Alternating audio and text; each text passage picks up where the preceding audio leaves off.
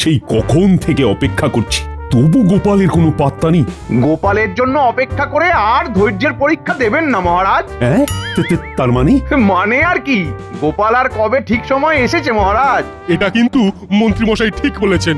কি আর বলবো মহারাজ, আপনি এখানে চিন্তা করে করে হয়রান হচ্ছেন, আর ওদিকে দেখুন টেকো কোথায় ফুর্তি করছে। বলো কি, এর উপর আবার ফুর্তি করছে? এটা তো আরো গরিত অপরাধ মহারাজ। না না না না না না, এসব আমি একদম বরদাস্ত করব না। মনে হচ্ছে মহারাজের মাথাটা বেশ ভালো রকমই গরম করে দিয়েছি। এবার শুধু টেকোটা একবার সামনে আসুক, তাহলেই একটা ওর ফাঁকে পড়বে না, সব ওর টাকে পড়বে।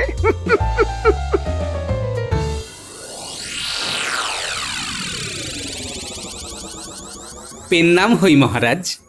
এই তো বলতে না বলতেই এসে গেছে। তবে তো গোপাল বেশ দীর্ঘজীবী হবে মহারাজ। হ্যাঁ হ্যাঁ, গোপাল তো বেশ বহাল তবিয়তেই আছে, আর খেটে খেটে জিভ বের হয়ে যাচ্ছে আমার। এবার বলো দেখি গোপাল, বসে বসে কি ফন্দি আঁটছিলে? আমার তো ধ্যান জ্ঞান একটাই, কি করে মহারাজের সুনাম বাড়ানো যায়। ব্যাস, যা হওয়ার তাই হলো। এবার মহারাজকে তেলপাট করা শুরু হয়ে গেল। বটে, তবে তুমি তো ভাববে বটেই, তার সঙ্গে সঙ্গে বাকিরাও ভাবো দেখি, নতুন বছরে নতুন কি করা যায়, মানে এমন কিছু যা দেখলেই প্রজারের তাক লেগে যায়, আর সারা বছর তার রেশ থেকে যায়। একদম। এই তো গোপাল একেবারে আমার মনের কথাটা বলেছে। কি আর এমন বলেছে মহারাজ, আমি তো বলি হ্যালো করি মাখো তেল, মানে আপনি ঝপ করে অর্থ ঢাললেই আমিও টপ করে চমকে দেওয়ার মতো কিছু করে দেবো মহারাজ। তবেই তো নিজের জন্য সরাতে সুবিধে হবে মন্ত্রী মশাই।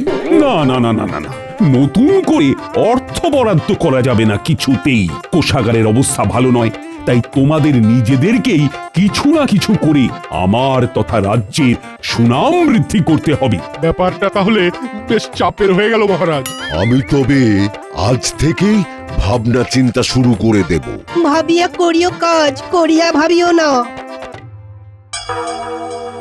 কোথায় ভাবলাম নতুন বছরে গোপালকেই ভালো করে পেঁচে ফেলবো, তা নয়, উল্টে গোপালই তো আমার পাকা ঘুঁটি কেচিয়ে দিল। আপনি আবার এই বয়সে ঘুঁটি নিয়ে কি খেলছিলেন মন্ত্রী মশাই? তবে আপনি একদম চিন্তা করবেন না, আমরা যখন এসে গেছি তখন আপনার কাঁচা ঘুঁটি আবার ঠিক পাকিয়ে দেব। কিন্তু আপনার মেজাজ দেখে তো মনে হচ্ছে আপনি কারোর উপর বেজায় খাপ্পা হয়ে আছেন। ওই ধাপ্পাবাজটাই তো মেজাজে মরচে ধরিয়ে দিল। আমরা না হয় ঘষে ঘষে মরচে উঠিয়ে দেব, তবে সেই ধাপ্পাবাজটি কে মন্ত্রী মশাই? কে আবার? ওই পালের গোদা গোপাল। ঠিক সময়ে মহারাজের কানটি ভাঙিয়ে আমার পাকা ধানে মই দিয়েছে। ভাবলাম মহারাজের অর্থ দিয়েই মহারাজকে নববর্ষের চমক দেব আর নিজের জন্য কিছুটা সরিয়ে রাখবো, কিন্তু গোপাল এমন ফোড়ন কাটলো যে মহারাজ কোষাগারের দরজা বন্ধ করে দিলেন। এ মা, এবার তবে মহারাজকে খুশি করার কি হবে? হবে আবার কি, মাছের তেলে মাছ ভাজা হবে। গোপাল যতই বাগড়া দিক, ট্যাঁক তো আমি ভরবই ভরবো। আর মন্ত্রী মশাইয়ের হলে আমাদেরও হবে। তবে ওই যা হাত পা নাড়াতে হবে একটু, তাহলেই হবে। যেমন ভাবা তেমন কাজ করবো এবার।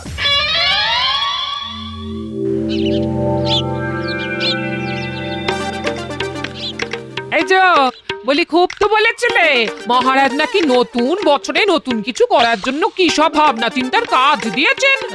তা এইভাবে শুয়ে বসে কি ভাবা হচ্ছে শুনি। ও, এইভাবে শুয়ে বসে যদি দিনগুলো কাটিয়ে দেওয়া যায় গিন্নি, তাহলে আর কি চাই। তাই তো, বসে বসে মুখের সামনে সবকিছু পেয়ে যাচ্ছে কিনা তাই। তাই তো বলছি, কই দাও তো গিন্নি।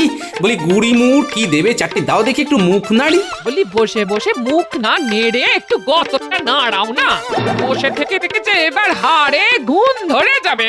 খেটে খেটে আমার কি অবস্থা হয়েছে সে কি তোমার চোখে পড়ে না গিন্নি? আর কি সেই চেহারা আছে আমার? ও বাবা, যা আছে সে তো শুধু ভুঁড়ি আর ভুঁড়ি। তাও তুমি বলছো কি অবস্থা? আহা গিন্নি, রাগ করছো কেন? লোকে লম্বায় বাড়ে, আমি না হয় আড়ে বাড়লাম, তাতে হয়েছেটা কি বলো তো? হবে আবার কি, কিছুই হয়নি। থাকো থাকো থাকো তুমি এখানে এইভাবে বসে। বসে নেই গিন্নি, বসে নেই, শুধু শুধু বসে নেই, আমি কিন্তু ভাবছি। কি যে ভাবছো সে কি আমি জানি না, তোমার আর দূর কতটা হবে। ওই তো রাজসভা অবধি, তাই রাজসভায় আসার যাওয়া ছাড়া এই বসে বসে ভাবা আর কি পারবে তুমি? আমি যে কি পারি আর কি পারি না সে তো আর তুমি বুঝলে না গিন্নি। বুঝতেও চাই না, চোখ কান খোলা রাখলে চারদিকে কত কি দেখা যায়, একবার গতরটা নাড়িয়ে সেসব দেখতে পারো না নাকি? বেশ তো, তবে তাই করব। কে কি করছে দেখে তারপর না হয় নিজে কিছু একটা করব।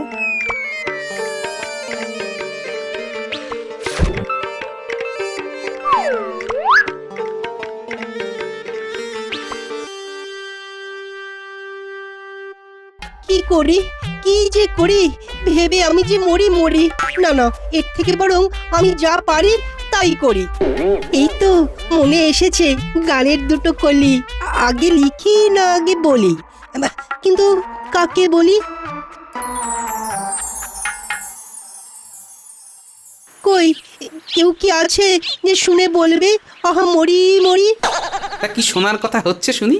উমা, এ যে দেখি গোপাল। ও আমার কি কপাল। তবে এসো না ভাই, তোমাকেই শোনাই। এই মরেছে, আমাকে আবার কি শোনাবে? সর্বনাশ। এই না মানে ভাই, আমাকে শোনানোর আর কি দরকার?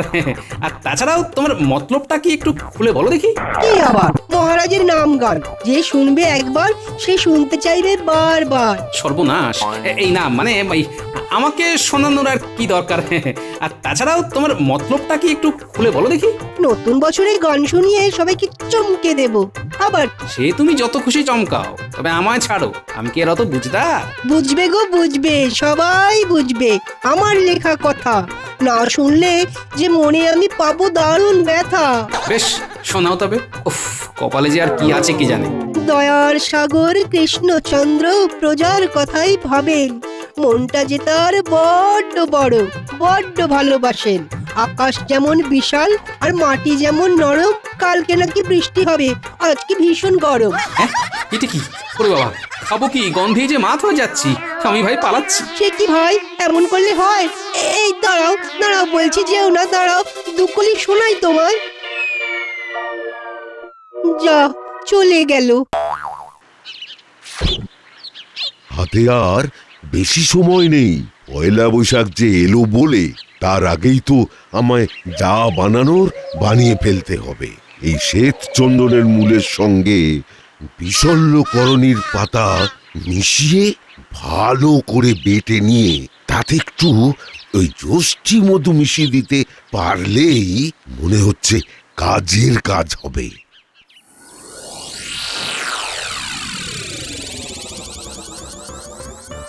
নববর্ষের প্রস্তুতি চলছে মনে হচ্ছে। তা কাজের কাজটা কি হচ্ছে শুনি? ও গোপাল, গোপাল, গোপাল এসেছো? তবে এসো এসো এসো। এই দেখো একটা ধন্বন্তরী ওষুধ বানাচ্ছি, এটা সেটা মিশিয়ে। বেশ তো, বানাও না, মন্দ কি। তবে এতে কাজের কাজ তেমন কিছু হবে কি? আজ কি বলছো গোপাল? এই ওষুধ খেলে সারা বছর লোকেদের আর কোনো রোগ জ্বালা হবে না। তাই নাকি? তা বেশ, ভালো হলেই ভালো। কিন্তু হব হব করেও তো মনে হচ্ছে সবটা হয়ে উঠছে না। এই তো হয়ে গেছে প্রায়। শুধু এই ওষুধ কার উপর প্রয়োগ করব সেটাই তো বুঝতে পারছি না। আচ্ছা গোপাল, তোমাকেই না হয় খাওয়াই এক দাগ। রক্ষে করো, সুখে থাকতে ভূতে কিলেনোর কি দরকার বাবা? আমার ঢের কাজ আছে বাপু, আমি চললাম। এই যা, গোপাল তো আটা লাগালো না। আমি বরং আরো কিছু জড়িবুটি জোগাড় করে মিশিয়ে দেখি।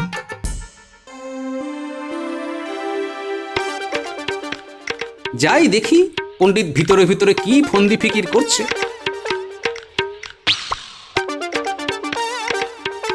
পণ্ডিত মশাই, পাঠশালা ছুটি দিয়ে কি এমন কাজ করছেন শুনি? ওরে বাবা, এনার তো আবার কথা বলারও সময় নেই দেখছি। এসব দেখে তো জানার কৌতূহল আরো বেড়ে যাচ্ছে। কাজের সময় তুমি বড্ড জ্বালাও বাপু, বলছি তো এখন তারা আছে, এখন আর আমায় বিরক্ত করো না।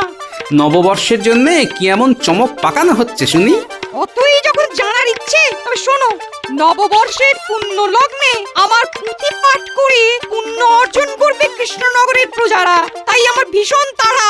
বুঝলাম, তবে ব্যাপারটা আর একটু খোলসা করে বললে আরো সুবিধে হয় বুঝতে, এই আর কি। তাই শোনো, আমি নিজে হাতে লেখা পুঁথি নব নববর্ষের পুণ্য লগ্নে বিনামূল্যে গ্রামবাসীদের মধ্যে বিতরণ করব।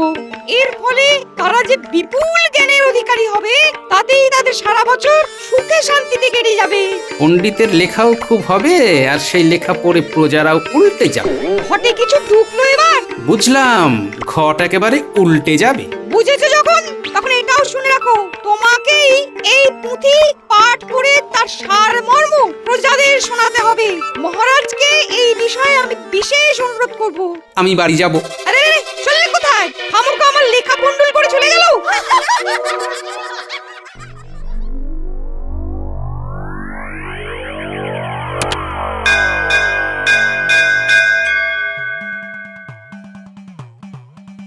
নতুন বছরের সকালেই আমার আবিষ্কার সকলকে একেবারে তাক লাগিয়ে দেবে।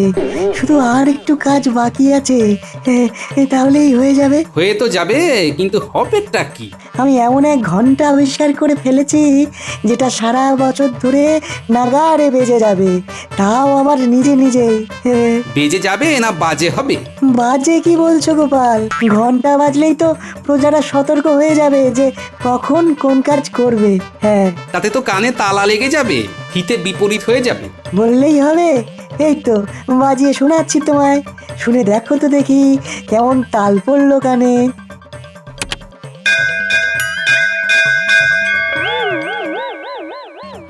পালা এখান থেকে। সবার সবকিছু তো না হয় ঘুরে ঘুরে দেখলাম, তবে আর সেনাপতি বা বাদ থাকে কেন? দেখি এখানে কি কাণ্ড চলছে। ব্যাস ব্যাস, এইভাবে যদি ফটাফট কাজটা করে ফেলতে পারি তাহলে আর চিন্তা থাকবে না। প্রজারাও খুশি আর মহারাজও খুশি। সে তো না হয় বুঝলাম, তবে তা বলে যা খুশি তো আর করা যায় না। নতুন বছরে সবার নিরাপত্তা নিজের নিজের হাতে তুলে দেব। মনে হচ্ছে এখানে আবার নতুন কোনো গন্ডগোলের ব্যাপার আছে, ভালো করে সবটা জেনে নিতে হবে। জানবে তো বটেই, সবাই জানবে। আর এটাও জানবে যে কৃষ্ণনগরের মানুষ নিরস্ত্র নয়। মানে সেনাপতি স্বয়ং সবাইকে অস্ত্র সরবরাহ করবেন বলেন কি? এই অস্ত্র কি আর সেই অস্ত্র? আমি সবাইকে একটা করে তেল মাখানো লাঠি দেব, আর তারপর নিজে তাদের লাঠি খেলা শেখাবো। ওতেই কাজের কাজ হবে। হ্যাঁ, সে যে কেমন শেখানো হবে সেটা তো বেশ বুঝতে পারছি।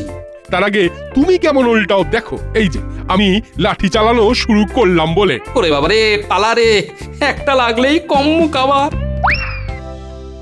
সবার কাছে ঘুরে ঘুরে যা দেখলাম তাতে তো বেশ বুঝতে পারছি কি হতে চলেছে।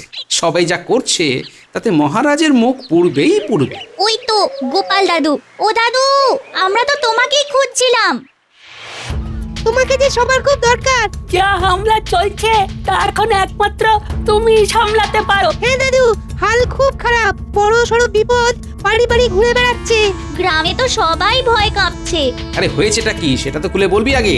কার বিপদ, কিসের বিপদ, সব খুলে বল দেখি। কবে আবার কি? মন্ত্রী মশাই বড়টা আর ঘটাকে নিয়ে ঘরে ঘরে যাচ্ছেন। নববর্ষের উৎসবের জন্য চাঁদা আদায় করার নাম করে যার যা আছে সব কেড়ে নিচ্ছেন। হ্যাঁ, তাহলে তো অবস্থা বেশ বেগতিক দেখছি। মন্ত্রী মশাই তবে এই রাস্তা ধরেছেন? হ্যাঁ, এক্ষুনি দেখো না, গ্রাম সুত্তুর সবাই তোমার কাছে ছুটে এলো বলে। সে আসুক, তবে আমি নিজে গিয়ে দেখবো কাণ্ডটা কি। মন্ত্রী মশাইয়ের অত্যাচারের ঠেলায় গ্রামের লোক জেরবার হচ্ছে কি করে সেটা নিজের চোখে দেখা চাই একবার। হ্যাঁ,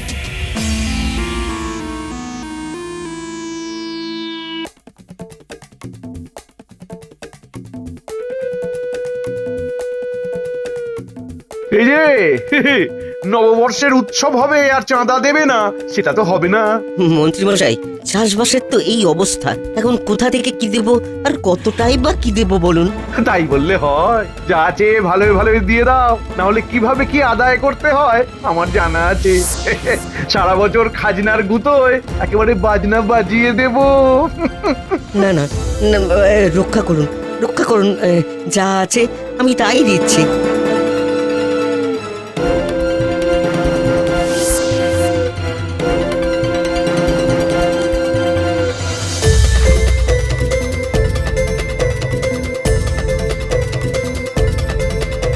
আরে এই যে বেশ তো রসে বসে আছো। ওদিকে মহারাজের নববর্ষের উৎসব পালনের কি হবে? এই তো ফসল ফলছে, হাট তো একদম খালি মন্ত্রী মশাই। এটা কি মগের মুল্লুক পেয়েছো যে যা খুশি করবে আর যা খুশি বলবে? না না না না না না, আমি থাকতে ও সব চলবে না। এই হাঁ করে দেখছিস কি? যা ঘরে ঢুকে কেড়ে নে।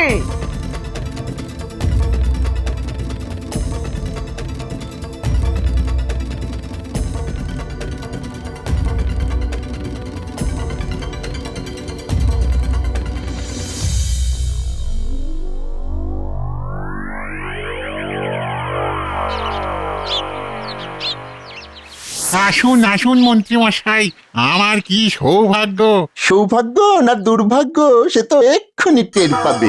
শোনো, আমি তোমার সঙ্গে খোশ গল্প করতে আসিনি হে। বর্ষবরণের জন্য চাঁদাটা চটপট মিটিয়ে দাও দেখি। কিন্তু এক্ষুনি সে কি করে হবে মন্ত্রী মশাই? জানি তো, সবকিছু জমিয়ে জমিয়ে রাখা তোমার পুরনো অভ্যেস। তবে চিন্তা নেই, আমি ঠিক হিসেব বুঝে নেবো।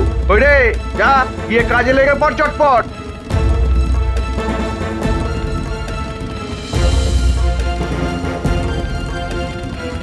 কই কে আছে কে? আরে আমাকে কি চাঁদা আদায়ের জন্য এইভাবে বাড়ি বাড়ি ঘুরে তাগাদা করতে হবে? কি মন্ত্রী মশাই, এটা কি বলছেন? তবে দাও, দাঁড়িয়ে আছো কেন মানিক আমার? দেবার মতো যে কিছুই নেই মন্ত্রী মশাই, শেষ সঞ্চয়টুকুও শেষ। বেশ, তবে জমির দলিলটাই নিয়ে যাই এখন। পরে এক সময় ছাড়িয়ে নিয়ে আসবে না হয়। হ্যাঁ, আমাদেরও যে কিচ্ছু নেই মন্ত্রী মশাই, এমন ভাবে সব কেড়ে নেবেন না। না না না না না না না না, কৃষ্ণনগরে থাকবে অথচ মহারাজ কৃষ্ণচন্দ্রের নববর্ষে উৎসবের জন্য মুক্ত হস্তে দান করবে না, তা তো হবে না।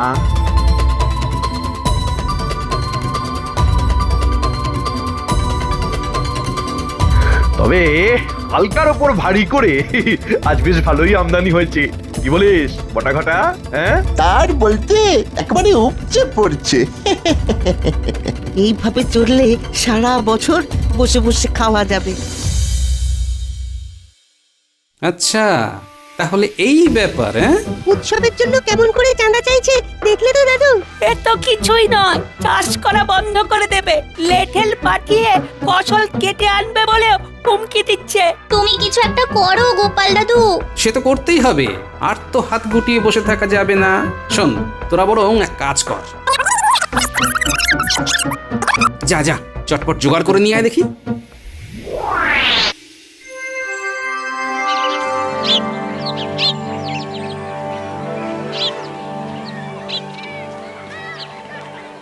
এই তো সবাই এসে গেছে। নাও নাও, এবার কে কি ভেবে এসেছো বলো দেখি।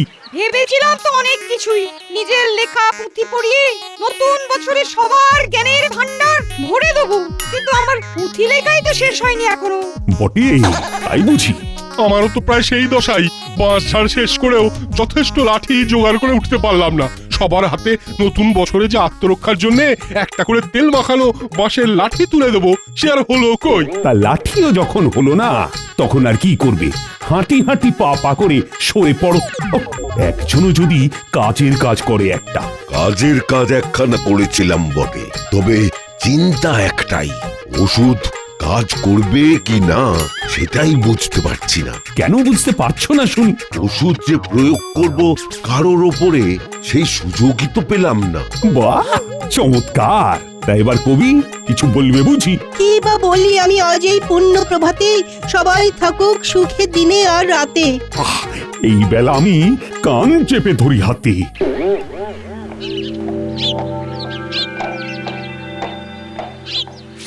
এই তো মহারাজও কেমন ছন্দে ছন্দে আনন্দে কথা বলতে শুরু করেছেন। আনন্দে না, আমার দুহাত তুলে নৃত্য করতে ইচ্ছে করছে। তা মন্ত্রী, তুমি কিছু বলছো না কেন? তুমিও নির্ঘাত আমার মুখে চুনকালি মাখানোর ব্যবস্থা করছো। ব্যবস্থা তো করেছিলাম মহারাজ। না মানে মানে আপনার মুখ উজ্জ্বল করার ব্যবস্থা করেছিলাম। তা কেমন কি করেছিলেন মন্ত্রী মশাই? ভেবেছিলাম সবাইকে লাড্ডু খাইয়ে বছরটা মিষ্টি মিষ্টি করে শুরু করব, কিন্তু অত লাড্ডু শেষ পর্যন্ত জোগাড় করে উঠতে পারলাম না মহারাজ। রসিকতা করার জায়গা পাওনি? তোমরা সবাই মিলে আজ এই এত প্রজার সামনে আমাকেই লাড্ডু খাইয়ে দিয়েছো। ও, আমি ঠিক এইটারই ভয় পাচ্ছিলাম। ছি ছি ছি ছি ছি, লজ্জায় আমার মাথা হিট হয়ে যাচ্ছে। এটা কি বলছেন মহারাজ? আমি থাকতে আপনার মাথা হেঁট হবে, তাই আবার হয়? হ্যাঁ, এটা কি? এত বড় কলসি এনে গোপাল দাদা আমাদের কি দেবে? মনে হচ্ছে ভালো কিছুই হবে। সবাই তো এটা সেটা বলে দায় এড়িয়ে গেল, এবার গোপাল দাদাই ভরসা। হ্যাঁ হ্যাঁ গোপাল, তুমি ভরসা। বলো দেখি এটা কি? এটা হলো জনভাণ্ডার। মানে এখানে প্রজাদের অসময়ের জন্য ধনরাশি জমা করা থাকবে। সে আবার কি? বলছি মহারাজ, বলছি। এই ধরুন কেউ যদি চাষ করার জন্য বীজ বা সার কিনতে না পারে, তবে এখান থেকে অর্থ নিয়ে সেটা কিনতে পারবে। কারোর যদি চিকিৎসার জন্য অর্থ লাগে রাত বিরেতে, বা কারোর ধরুন ভাত জুটছে না দুবেলা দুমুঠো। হ্যাঁ বুঝলাম, কিন্তু কোনো কিন্তু নেই মহারাজ। সবাই শোনো, এটাই নববর্ষে প্রজাদের জন্য মহারাজের স্বপ্নের প্রকল্প। জয় মহারাজ কৃষ্ণচন্দ্র জয়। হ্যাঁ হ্যাঁ ঠিক আছে ঠিক আছে। এই যে গোপাল, ভান্ডার তো না হয় হলো, কিন্তু এই প্রকল্পের ধনরাশি আসবে কোথা থেকে? হ্যাঁ, এবার দেখলেন তো মহারাজ, গোপালই আপনাকে সব থেকে বেশি ফাঁসিয়েছে। লাগে টাকা দেবে মন্ত্রী মশাই। উনি প্রজাদের কাছ থেকে ভয় দেখিয়ে যে অর্থ সংগ্রহ করেছেন নববর্ষের উৎসবের নামে, সেই অর্থ এখানে জমা করলে তাই দিয়েই গরিব প্রজারা প্রয়োজন মেটাতে পারবে মহারাজ। ভালো বলেছ গোপাল, কিন্তু মন্ত্রীর যে পেটে পেটে এত, সেটা তো আগে বুঝতে পারিনি। তবে একবার যখন বুঝে গেছি, তখন আর ছাড়ছি না। এই মনে হচ্ছে আবার ফাঁদে পড়ে গেছি। মন্ত্রী, অবিলম্বে সব অর্থ ওই কলসিতে জমা করো। আর এখানেই শেষ নয়, এরপরেও সমপরিমাণ অর্থ তোমাকে তোমার নিজস্ব সঞ্চয় থেকে দিতে হবে। আমি মরে যাব মহারাজ, আমি মরে যাব মহারাজ, কিছু একটা ব্যবস্থা করুন মহারাজ, আমি মরে যাব মহারাজ, কিছু একটা ব্যবস্থা করুন। ব্যাস, আর কোনো কথা হবে না। আর এই যে জয়গান শুধু আমার নয়, সঙ্গে গোপালেরও করো। গোপাল না থাকলে এরকম পরিকল্পনা যে বাস্তবায়িতই হতো না। জয় গোপালের জয়।